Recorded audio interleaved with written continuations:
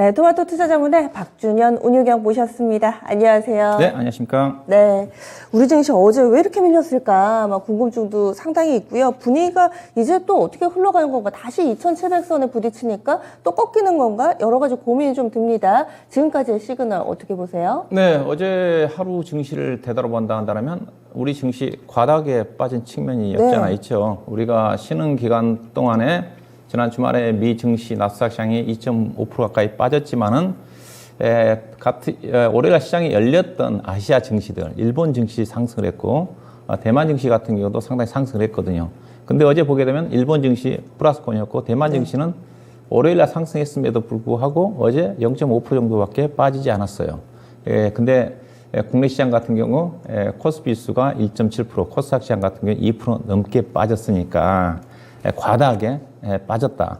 그 부분에 이따 좀 왜 빠졌는지 좀 원인을 좀 봐야지 향후에 전략이 좀 나올 수 있는 거니까 잠깐 뵙도록 할 건데 일단은 미국 시장 같은 경우는 일단 낙폭 과대에 따른 반등은 어느 정도 일단락됐다고 볼 수가 있습니다.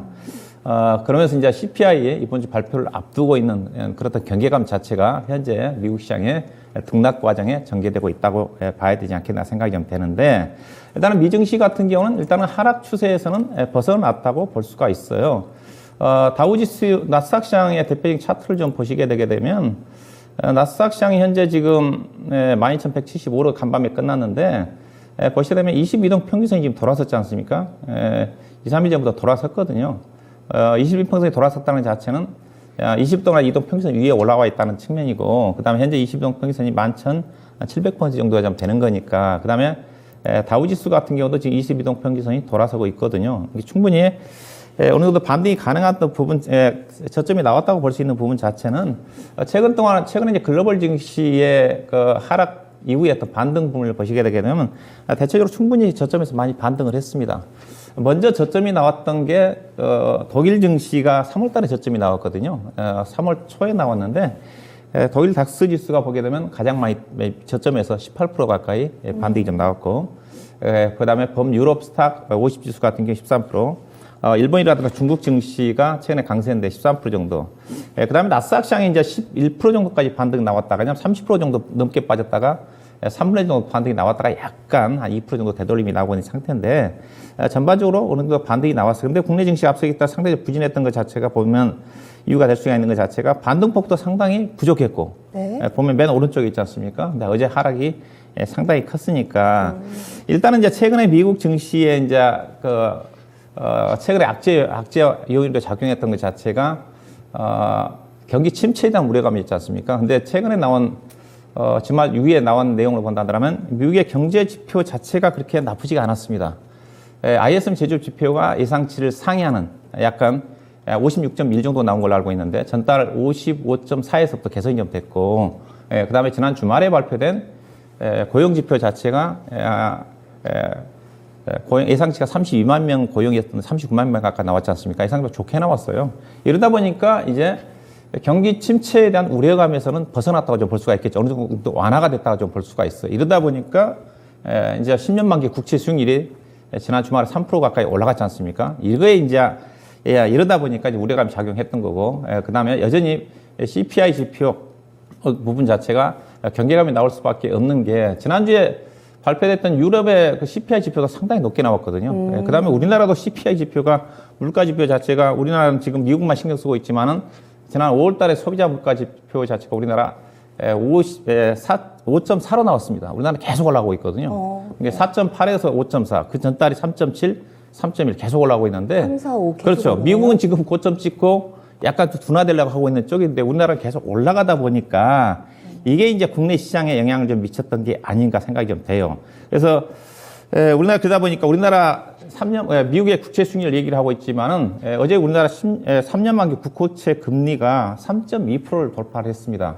이게 저는 국내 시장에 상대적으로 부진했던 이유라고 좀 봐요. 앞서 얘기했다시피 미국은 이제 물가 지표 자체가 정점을 찍었느냐 안 찍었느냐 얘기를 하고 있지만 우리나라는 지금 소비자 물가 지표 자체가 고공행진하고 있는 쪽이거든요. 물론 미국이라든가 유럽에 비해서는 절대적인 수치 자체는 낮지만은 계속 올라가고 있기 때문에 그래서 미국의 10년 만기 국채 수익률 자체는 5월 중순 정도에 3.2까지 정도 상승했다가 2.7까지 떨어졌다가 3.2까지 올라갔다 간밤에 약간 이제 3% 아래까지 하회했지 않습니까? 근데 우리나라는 국고채 수익률이 계속 신고가다.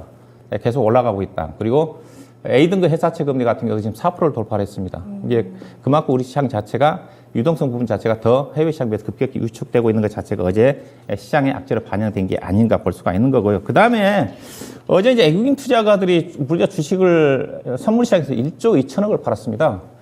1조 2천억을 팔았는데 1조 원 이상 올해 판 거는 선물 시장에서 지난 4월 22일 날 1조 800억 팔고 난 다음에 가장 많은 규모입니다. 그러니까 선물 시장에서 어제 유난히 많이 팔아서. 네, 궁금했거든요. 그렇죠.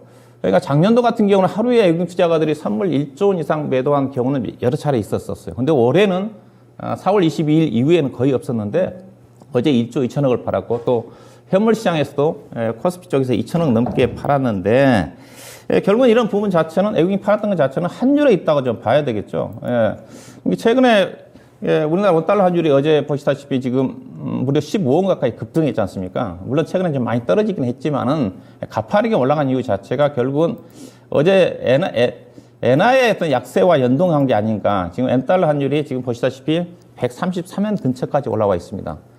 우리나라 시장 자체가 환율 자체가 과거에는 중국의 위안화와 밀접하게 움직임이 전개됐는데 지금은 엔화와 상당히 관련이 있거든요. 아, 그래요? 예, 그래서 엔화가 약세를 보이게 되게 되면 과거처럼 우리나라가 일본과의 주요 산업 자체가 경쟁 관계에 있지는 않지만은 과거 같은 2000년도 가까이마다도 엔화 약세 부분 자체가 국내 수출 기업들 반도체라든가 그다음에 자동차를 중심으로 해서 상당히 영향이 컸거든요. 근데 그럼에도 불구하고 엔화 약세 부분 자체는 국내 주요 수출 기업들한테는 부정적인 영향을 미칠 수가 있다. 이런 또 부분들을 봐야 될 것 같은데 엔화가 약세를 보이는 자체는 일본 중앙은행 총재가 우리나라는 지금 미국이라든가 유럽 같은 경우는 지금 금리를 인상하려고 긴축을 하고 있는 쪽인데 미국과 일본 같은 경우는 좀 더 강력하게 금융 완화 정책을 추진하겠다는 그런 정책을 발표를 했거든요. 그러다 보니까 엔화가 가파르게 약세를 좀 보이고 있는 것 자체가 우리나라 원달러 환율의 상승으로 전개가 좀 되면서 어제 외국인 수급에 영향을 미쳤다고 좀 봐야 될 것 같은데요.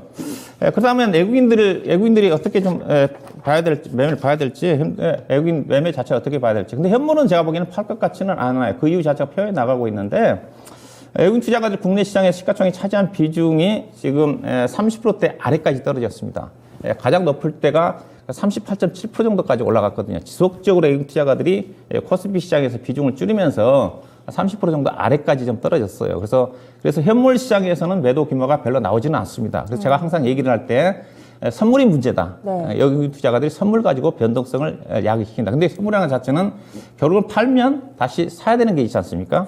그렇죠. 사야 되는 그랬던 부분이 있기 때문에 그래서 현재 어제 외국인 투자가들 1조 2천억 정도의 선물을 매도를 하면서 선물 누적 현재 포지션이 지금 6조 8천억 정도 됩니다. 지난 코스피 지수 5월 12일 날 저점을 찍었을 때 그때 수준까지 선물 외국인 매도 계약수가 많아요. 많다는 것 자체는 반대로 생각하면 외국인 시장이 외국인 투자가 나쁘게 생각하면 외국인 투자가들 시장이 더 빠질 것 같으니까 하방 포지션을 구축해 봤다고 볼 수가 있는 거고 또 좋게 본다 한다면 만약 시장에 반전이 나온다 한다면 외국인 투자가들이 리스크 관리 관점에서 선물 매도한 부분 자체를 다시 한매수를 하면서 기관 투자, 금융 투자 중심의 프로그램 매수를 유발시키면서 지수를 반등시킬 수 있는 그런 부분도 있거든요. 게다가 내일이 동시만기일이잖아요. 네, 그렇죠. 그렇게 본다 한다면 내일 만기 때까지는 의미 있는, 왜냐하면 만기를 하루 이틀 앞두고 외국인 투자가들이 선물을 매도했다는 자체는 내일까지는 외국인 투자가들의 주식을 강하게 끌어올리지 않을 거다. 근데 추가적으로 선물 매도를 통해 가지고 주가를 끌어내지는 않을 거다. 그다음 현물 매도는 나올 가능성이 크지는 않다. 추가적으로. 그렇게 해석하면 좀 되지 않겠나 봐야 될 것 같고요. 그 다음에 어제 이제 시장 내부적으로 본다 한다면 코스피 지수가 1.7% 정도 빠졌는데 대형주가 지수를 하락을 이끌었다고 보시면 될 것 같아요. 왜냐면 대형주가 1.7% 빠졌고 중형주가 1.2% 빠졌고 소형주는 0.9% 빠졌습니다. 일반적으로 이렇게 변동성이 클 때 불안할 때는 중소형 종목들의 변동성이 크지 않습니다. 근데는 최근에 대형주가 약세입니다. 그 이유 자체가 제가 이제 앞으로 시장이 반등이 나온다 한다 하더라도 저는 대형주가 쉽지 않다는 이유 자체가 앞서 외국인 투자가도 주식을 많이 팔았지만 그렇게 사지기는 쉽지 않다. 유동성이 지금 축소되고 있는 국면이고 그다음에 시장에 지금 위치를 봐야 되는데 표를 보시게 되면 주식시장의 4단계를 본다 하더라면 유동성 장세, 실적 장세, 그다음에 역금융 장세, 역실적 장세로 나누지 않습니까? 지금은 어떤 장세냐? 누가 본다 한다 하더라도 역금융 장세거든요. 돈이 회수가 되고 있는 그런 국면 쪽에서는 어떤 것들이 가느냐? 대형주보다는 중소형 종목들이 간다는 겁니다. 그래서 상대적으로 어제 변동성 면에서 중소형 종목들이 덜 빠지고 올라갈 때도 중소형 종목들이 갈 수밖에 없는 거고 대형주는 결국은 외국인 선물 매수에 의한 프로그램 매매가 전개되지 않겠는가. 그렇게 좀 봐야 될 것 같고요. 가더라도 좀 가벼운 종목들이 좀 탄력적으로 가지 않겠는가 그렇게 봐야 될 것 같고. 그 다음에 이제 어제 하락한 국면 쪽에서 그래도 신고가 나온 종목들 특징 종목을 한두 점 본다 한다면 네. 뭐 정유 종목 중에서 SOL이 지금 52주 신고가가 나왔거든요. 그렇죠. 네. 최근에 유가 강세도 부분도 있고 정제마진 지금 워낙 지금 강세거든요.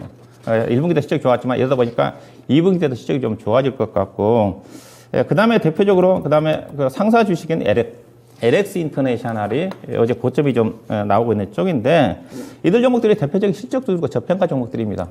1분기 실적을 본다 하더라면 업종 중에서 코스피로 따지면 실적이 가장 괜찮은 쪽이 에너지, 네. 그 다음에 상사 주식 괜찮았고, 그 다음에 해운 업종 괜찮았고, 근데 그들 업종이 지금도 괜찮아요. 그 다음에 의류 업종이 어닝 서프라이즈 났던 건데 미국의 소매 유통 관련 쪽에 대한 부진 이슈가 좀 전개가 되면서 약세 흐름이 전개되는데 그래도 실적이 괜찮은 종목들이 상대적으로 지금 해운업 정도 괜찮거든요.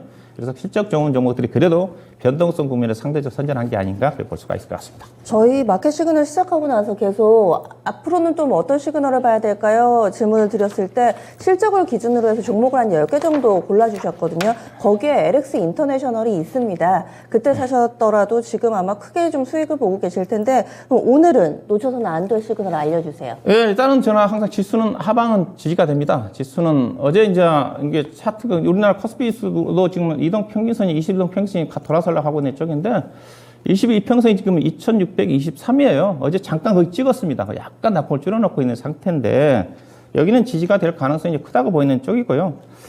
당분간 2680포인트 정도까지 등락구간이나 봐야 되겠죠. 우리나라도 아무래도 미국의 소비자 물가지표 자체가 중요한 부분이기 때문에 또 내일 옵션 만기, 선물옵션 동시 만기도 있기 때문에 결국은 이번 주는 그냥 지나가고 다음 주 정도에 시장의 방향성을 못 채가지 않겠다. 하방보다는 저는 다음 주에 상방이 못 셀 가능성이 있다. 그 전제 조건 물론 미국의 소비자 물가지표 자체가 그렇게 크게 시장에 부정적인 전망치가 나오지 않는다 한다면 시장은 완만한 여러 가지 악재들이 반영이 좀 됐기 때문에 전개되지 않겠는가.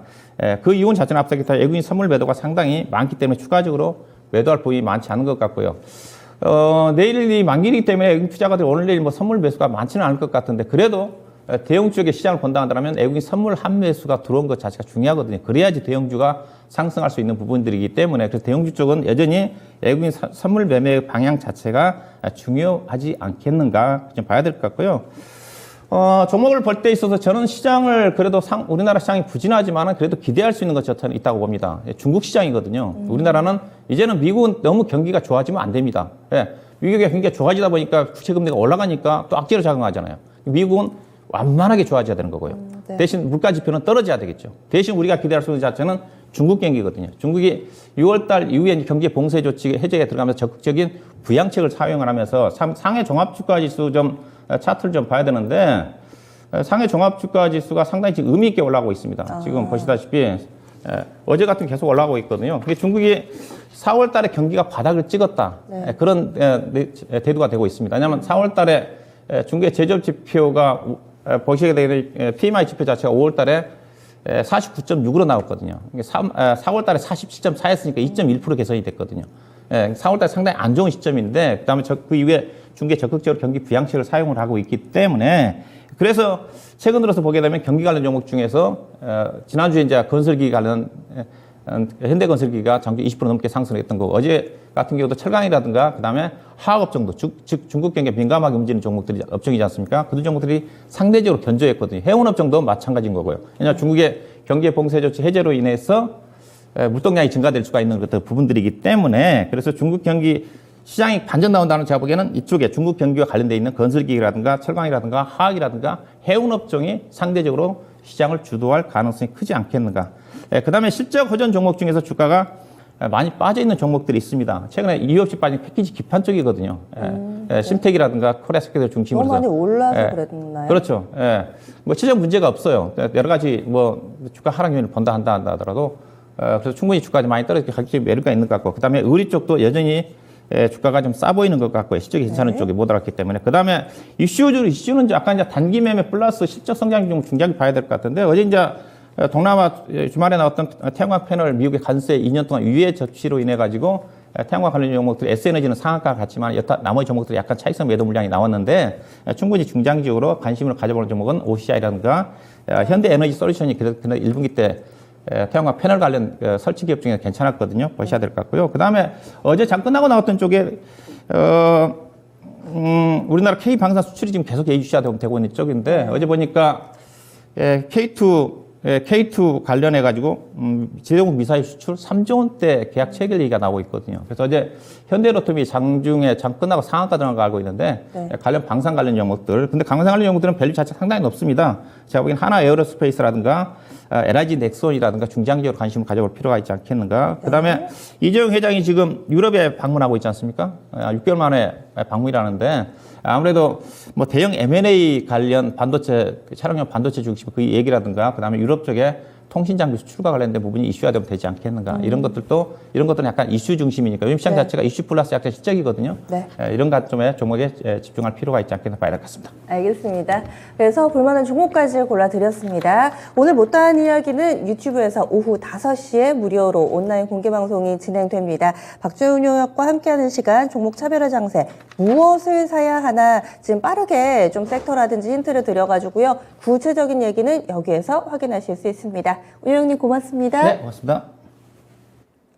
마켓 시그널이었습니다.